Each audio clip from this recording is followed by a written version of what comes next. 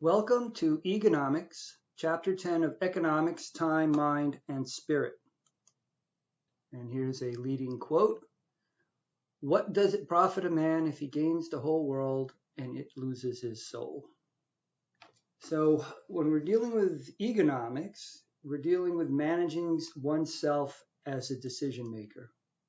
So where standard economics considers the constraints and preferences associated with the external environment, things like tangible goods, services, money, jobs, things like that, economics considers the constraints and preferences associated with the internal environment, who you are as a decision maker.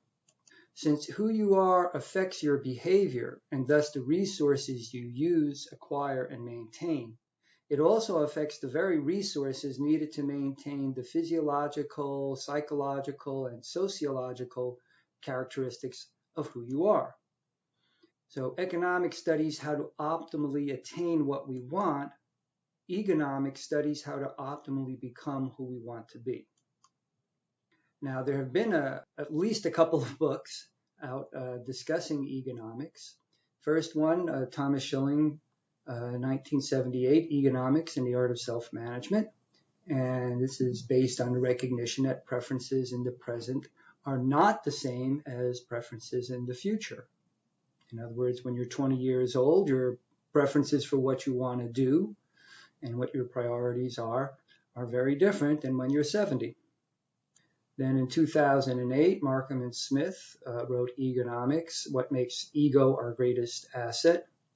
From their perspective, the size of ego can be an asset when pushing through an agenda or realizing a difficult decision. But it can be a liability if it ignores important but contradictory information. If we take these ideas and extend them further, preferences are not independent of time, location, and setting. Preferences have direction and amplitude. Now, if we're going to talk about managing self, we have to talk about Maslow's hierarchy of needs. So the psychological framework for understanding how human motivation depends on the satisfaction of foundational needs. One way to represent it is as a pyramid. At the lowest level, the most foundational are physiological needs, things like being able to breathe, food, water, sleep, homeostasis, things like this. The next layer up would be needs around safety, right? So bodily security, employment, having necessary resources, to a certain extent, morality, family, health, property. Once those are satisfied, Maslow would argue that the needs around love and belonging become more important. So friendship, relationships in your family, intimacy. When those are satisfied, then we start dealing with needs of esteem. So self-esteem, confidence, achievement, respect of others, and respect by others. And if that has been satisfied, then we enter the world of self-actualization. And again, this can be creativity, spontaneity, problem solving, moving to a place of lack of prejudice, acceptance of facts that otherwise threaten your sense of ego. If ego and preferences and endogenous constraints change, then we can talk about the path of self. One way to understand it is the universe goes through a series of events that generates a space for yourself to develop, going back to things like conception in the womb. So it endows you with some basic structures and psychological characteristics, such as body and instincts. As these develop, self-awareness and self-consciousness are realized, creating a space for you to choose who you are, as well as an initial set of beliefs about who you should be and who you want to be. Reflections on the experiences you have as a result of being a decision maker influences who you want to become and hence what you perceive as valuable. When we talk about the path of self, right, that you can talk about lifetime changes. But in practical terms, we have a path of self just through a day. Since preferences describe priorities as well as taste, these change with the roles we play. For example, in the morning, our preferences are over waking rituals and patterns. During the workday, it's preferences over completing tasks, maybe socializing with colleagues.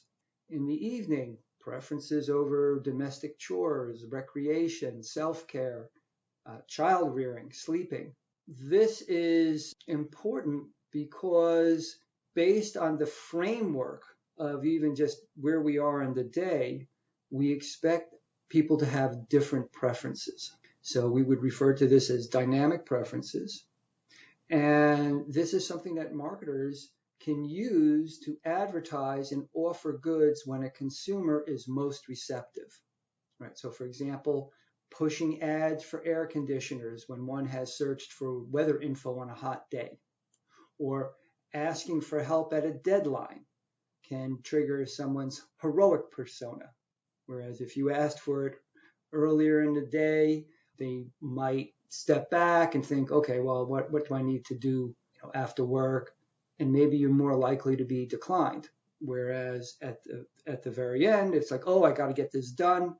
It is triggering the other person's willingness and valuing helping in an emergency. So again, endogenous constraints and preferences in the framework we've been using for this course. The ego expresses itself through endogenous constraints and preferences. You are more likely to become an economist if you decide that you are becoming one, and if your preferences evolve towards choosing to do those things which economists do. The feedback mechanism here. Since what we value depends on our inventory of experiences, in part our human capital, what we choose to do now influences what we will want to do in the future. If we're making choices over who we are, then there'll be preferences over who we are as a person. But that also brings up the question, are there constraints over who we can choose to be? One possibility is just at the physiological level. What's the body's capacity to store, access, and maintain not just information, but who you want to be.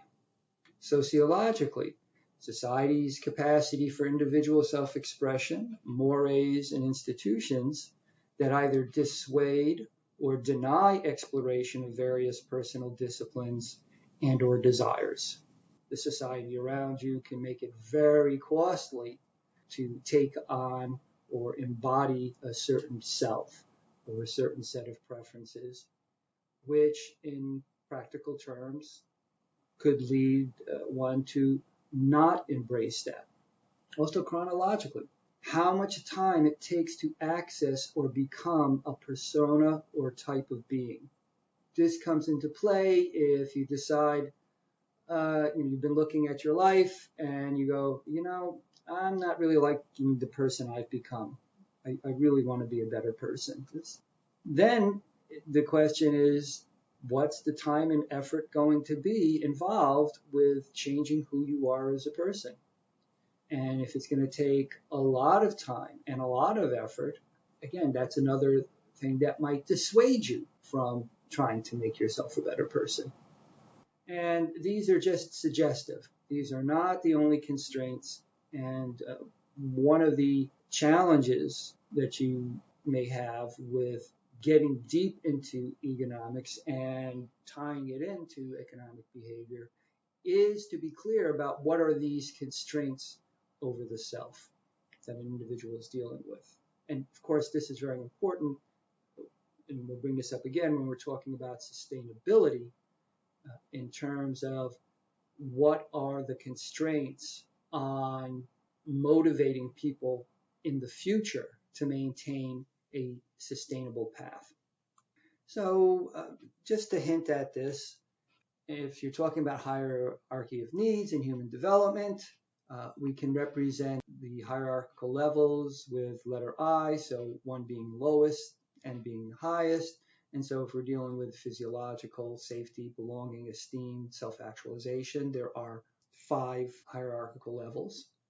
If we say that Cij represents the economic cost associated with the ith state for person J, in other words, how much is the cost for person J to be in that ith state or to satisfy that ith state, then the cost for being who you are now would be the sum of the costs for each of those hierarchical levels. If you want to experience self-actualization, whatever is the cost of the resources to satisfy the needs physiologically of safety, belonging, esteem, self-actualization, that full set of costs has to be satisfied in order to have the experience of self-actualization. This is important because it's suggesting that if there is this hierarchy of needs, and it's not unreasonable to believe that, then to attain higher levels of need satisfaction will tend to be costlier, at least in any particular moment.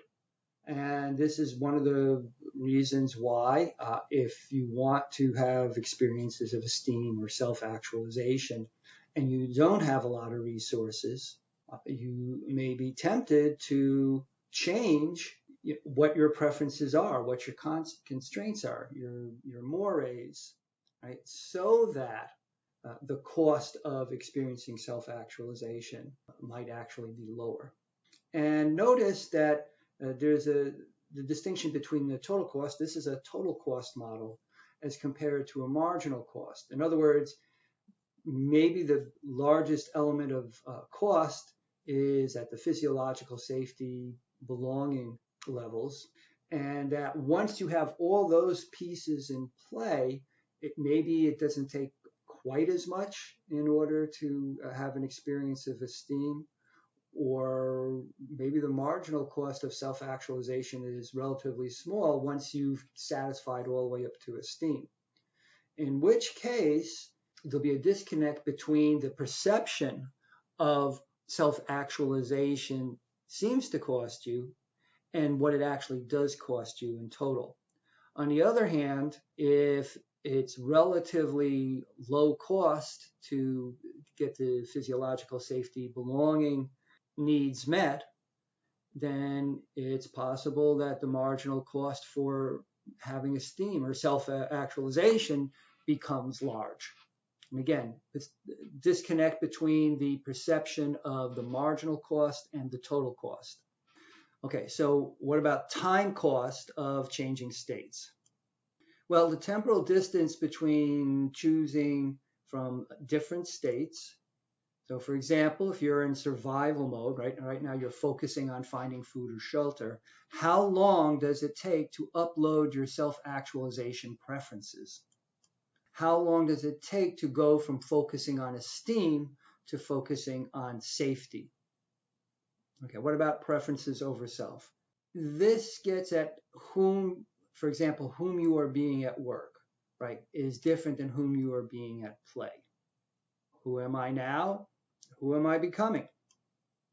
Well, who we express ourselves as is not necessarily the self that receives impressions, right? So if there's a disconnect between how we're expressing ourselves and how we're receiving impressions from the world, there will be a type of dissonance involved.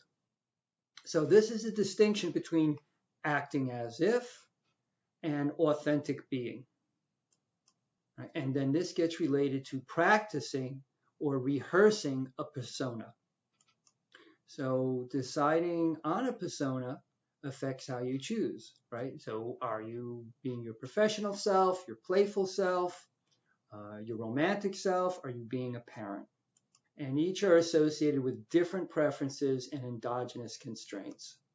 So at the core of this then is that specialization of behavior reinforces specialization of consciousness, which reinforces specialization of ego. Now, previously, we've talked about preferences and spirituality. So a person's spirit shows up as the preferences with which they make decisions and choices. A person's spirituality is how they understand and manage their spirit. So these two are not the same, right? So spirit is about the preferences themselves. Spirituality is about how you understand and manage your spirit. There is definitely a market for spiritual expression, healing, and exploration, as we've discussed before. And again, in Montclair, there's Thought in Motion, Mystic Spirit, and a number of other venues. And they may describe themselves as metaphysical shops or doing inner energy vibrational work. We also get into the realm of religious institutions, churches, temples, mosques, a number of others. And these also provide transformational guidance. So they're dealing with the preferences and endogenous constraints with which we choose throughout the day and throughout our lives, and our sense of identity. Now, corporations are considered artificial persons in our legal system. A for-profit corporation has a spirit and morality. That spirit is profit maximization, and the morality is that losses are unacceptable. So we see firms may make mission statements as both a choice over who they are and how they want to be seen. So the idea here is that when we understand that ego and who a person is associated with how they make decisions and choices, then it's easier to step back and see how corporations do have a spirit or a morality. We may not like them, we might find them disingenuous, but that doesn't mean that it isn't there at all. Now, getting back to the progression of economic value, if we're using Pine and Gilmore, if you recall, these were the first four, then they suggested a fifth one, guiding through transformations. But another way of also understanding this is the regard that one has, especially for oneself. And so what does this mean?